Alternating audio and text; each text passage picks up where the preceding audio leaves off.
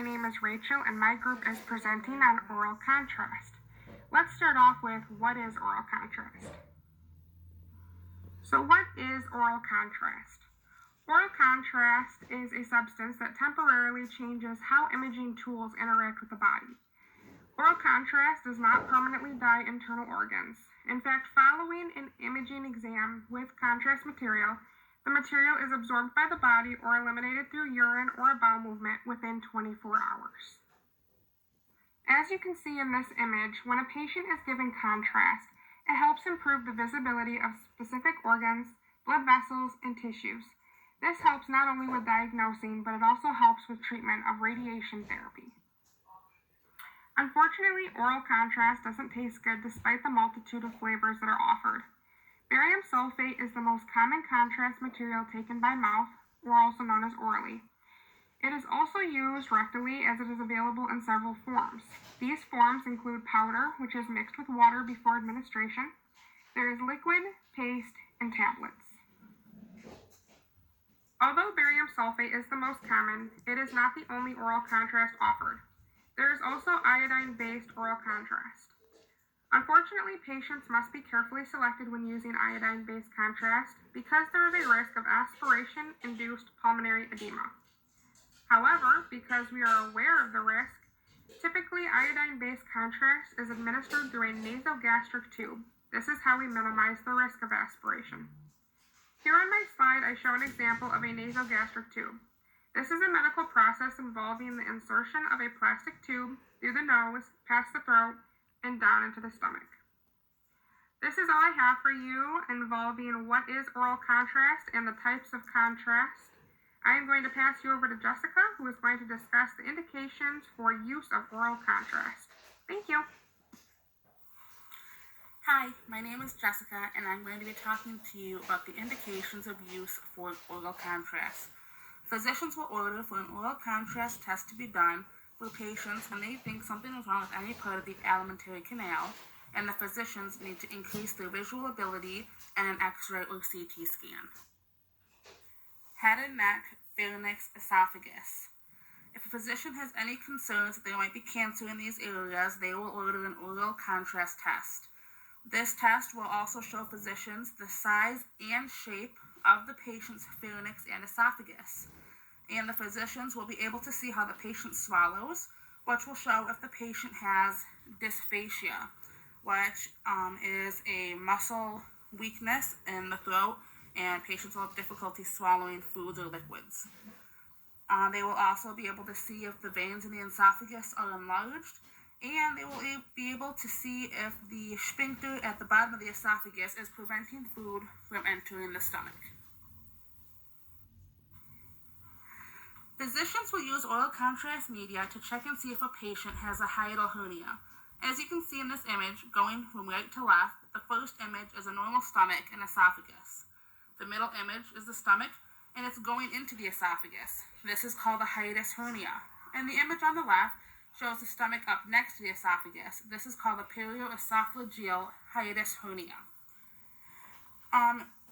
There are very rarely complications to this, but it can cause long-term damage to the esophagus. Because if the stomach starts leaking acid due to ulcers, it can change the cells of the esophagus, which will increase the risk of esophageal cancer. In the small and large intestines, oral contrast allows physicians to see if the patient has bowel obstruction, which is shown in the image labeled intestinal obstruction, or strictures, which is where the intestines narrow, making it harder for the body to process food and waste. That is seen in the image in the upper left-hand corner. Oral contrast also allows for patients to see if there are any polyps, which is abnormal tissue growth on the lining of the intestines. That is the image with the little red arrow that's pointing to that little polyp. And it also allows physicians to see if a patient has diverticulosis. All right, next up is Yolanda. Hi.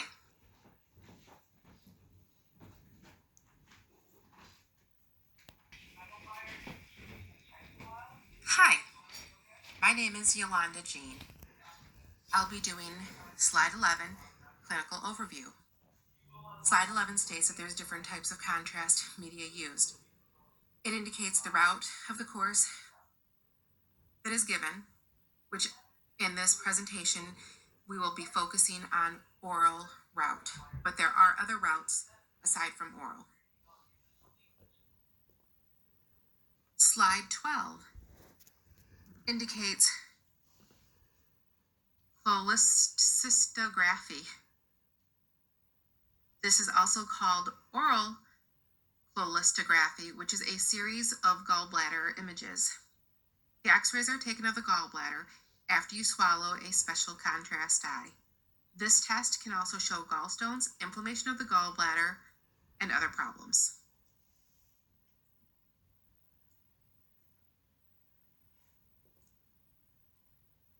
Slide 13. The widespread adoption of advanced imaging as part of simulation was demonstrated by a recent survey which revealed that 95% of radiation oncologists in the United States use some form of advanced imaging as part of radiation therapy simulation. However, the use of contrast media as a component of advanced imaging was not specified.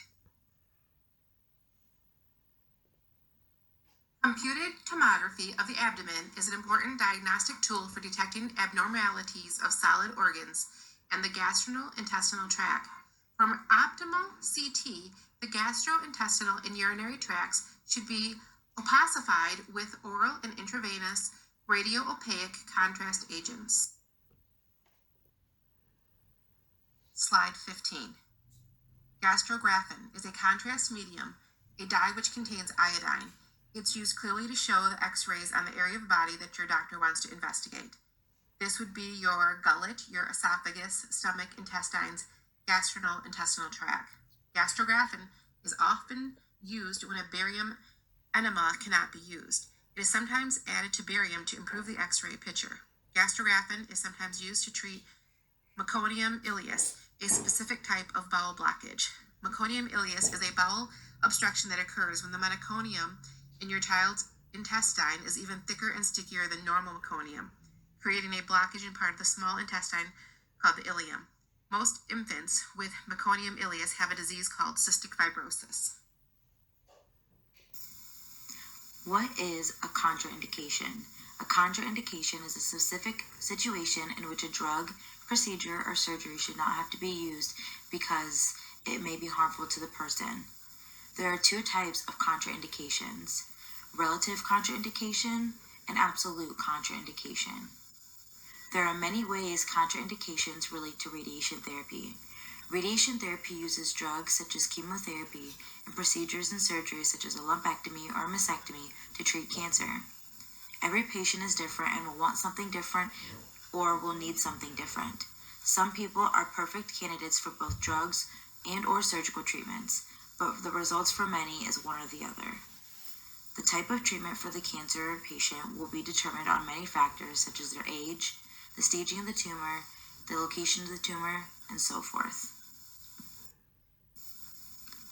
Relative contraindication means that caution should be used when two drugs or procedures are used together, which is acceptable to do if the benefits outweigh the risk. An example would be x-rays in pregnancy are relatively contraindicated because of the concern for the developing child, unless the x-rays are absolutely needed. Absolute contraindication means that the substance that could cause a life-threatening situation, a procedure or medicine that falls under this category, needs to be avoided. An example would be aspirin in children, for example, is almost always contraindicated because of the fact that it can cause Reye syndrome. Some treatments may result in unwanted or dangerous reactions in people who have allergies, high blood pressure, or are pregnant. For example, isotretinoin, a drug used to treat acne, is absolutely contraindicated in pregnancy due to the risk of birth defects. Certain decongestants are contraindicated in people with high blood pressure and need to be avoided. A lot of medication should not be used together by the same person. An example of relative contraindication would be someone who takes warfarin to thin the blood should also not take aspirin because that's a blood thinner as well.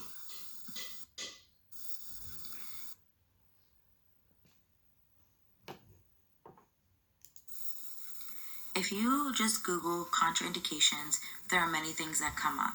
So I wanted to give an example of a contraindication in radiation therapy.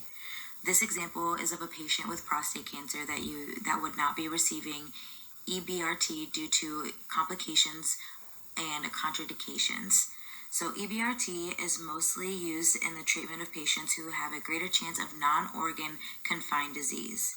For patients who choose not to go down the path of surgical intervention, the only other way to truly find out if they have non-organ confined disease would be to base it off of a review of tumor-related variables that have been shown to go hand in hand with extragranular disease extension.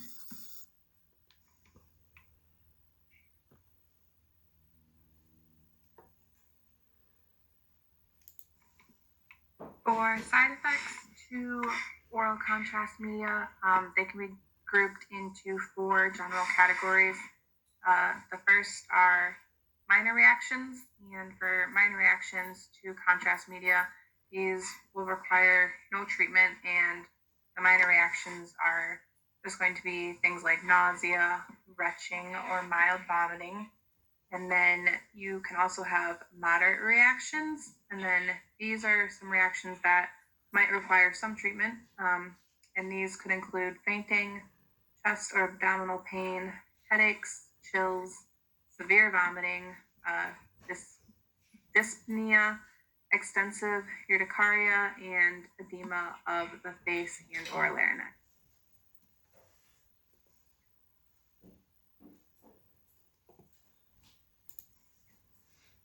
There is also the possibility for severe reactions to the contrast media, and for severe reactions, these would require intensive treatment. And so some examples of severe reactions would be syncope, convulsions, pulmonary edema, cardiac arrhythmias, and cardiac or respiratory arrest. And then after that, there could also be death as a severe reaction. That's very rare, but it's always a possibility. And generally, patients will often react to the contrast media within a few minutes of the administration. So that is always something to be looking for. And then radiation therapists should always be prepared and take immediate action if any reactions occur.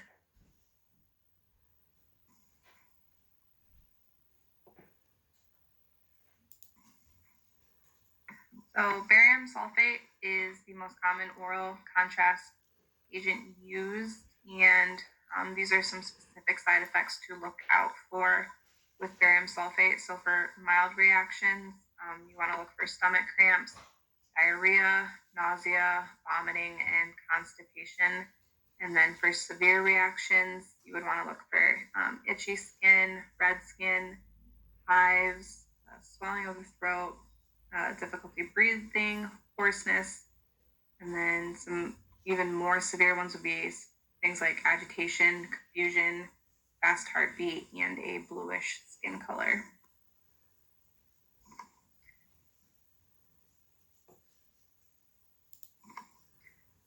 Just some other things to look out for with barium sulfate, and things to look for.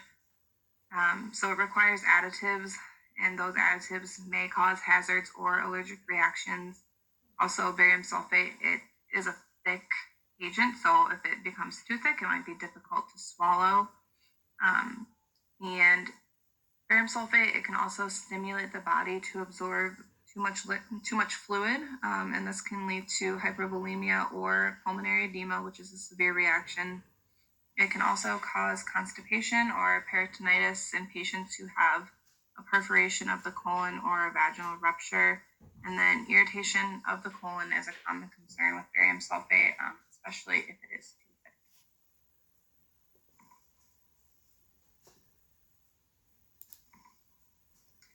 And then for barium sulfate, these are just some things to look for in patients before you give them the barium sulfate.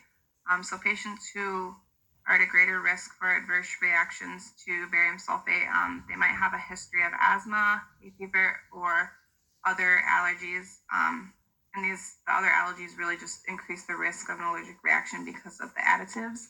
in barium sulfate. And then patients who have cystic fibrosis, this can increase their risk of a blockage in the small bowel. Patients who are severely dehydrated, this could cause constipation if they take barium sulfate. And then if patients have an intestinal blockage or perforation, barium sulfate could make this a lot worse. And then if a patient has pre-existing conditions that suggest barium sulfate should not be used, oncologists and physicians will suggest that water-soluble iodides should be used instead.